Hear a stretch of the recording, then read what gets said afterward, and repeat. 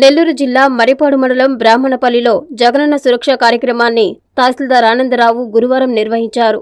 ఈ సందర్భంగా తహసీల్దార్ మాట్లాడుతూ గ్రామాల్లోని సమస్యలను పరిష్కరించేందుకు ప్రభుత్వం ప్రతిష్టాత్మకంగా జగనన్న సురక్ష కార్యక్రమాన్ని తీసుకొచ్చిందన్నారు. మరిపాడు మండల పరిధిలోని 17 సచివాలయాల పరిధిలో 14,000 పైచిలుకు సర్టిఫికేట్లను లబ్ధిదారులకు అందజేశామని తెలిపారు. జగనన్న సురక్ష కార్యక్రమంలో వచ్చిన సమస్యలను జగనన్నకు చెబుదాం కార్యక్రమంలో చేర్పించి సమస్యలను పరిష్కరిస్తామన్నారు.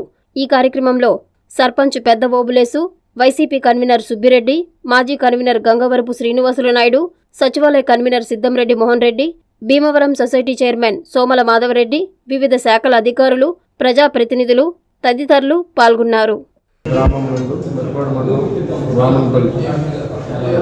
శాసనసభ్యులు గారి సొంత ఊరు గ్రామంలో సురక్షా కార్యక్రమం జగనన్న సురక్ష కార్యక్రమము గౌరవ కలెక్టర్ గారికి ఇచ్చినటువంటి షెడ్యూల్ ప్రకారం ఈరోజు 27వ తారీఖు లాస్ట్ కార్యక్రమం ఇక్కడ జరుగుతుంది. ఈ గ్రామంలో ఈరోజు 11 రకాల సేవలకు గాను 3 రకాల సేవలు 4 రకాల సేవల్లో 1400 పైచీలకు సర్టిఫికేట్లు ఈ గ్రామంలో ప్రజలకి అందజేయడం జరిగింది.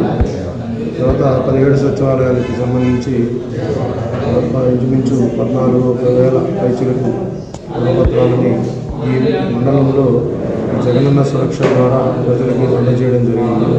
ఈ క్యాంపుని ప్రజలు ఇచ్చినటువంటి వాలంటీర్ల ద్వారా ఇచ్చినటువంటి పిలుపు మేరకు ప్రతి గ్రామంలో బాగా యూజ్ చేసుకొని ప్రజలు బాగా యూజ్ చేసుకోవడం జరిగింది.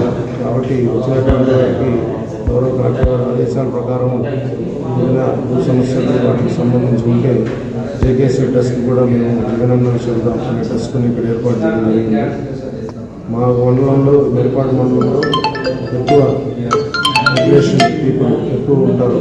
ఇక్కడ ఏంటంటే మెట్ట ప్రాంతం కాబట్టి వ్యవసాయ పంటలు ఉండవు కాబట్టి పంటలేని సమయంలో గ్రామంలో ప్రజలు హైదరాబాదు, నెల్లూరు టౌన్, కడప, బద్వేలు ఇవన్నీ ఇక్కడ నుంచి దగ్గరైన వల్ల వాటికి పోయి అక్కడ జీవన విధానానికి ఇక్కడికి వెళ్ళడం జరుగుతుంది. కాబట్టి ఈ గ్రామంలో కూడా 77% ప్రజలు అందుబాటులో ఉంటే వాలంటీర్ల ద్వారా సర్వే చేసి వాళ్ళకి ఇవ్వాల్సినటువంటి సర్టిఫికేట్ని మంజూరు చేయడం.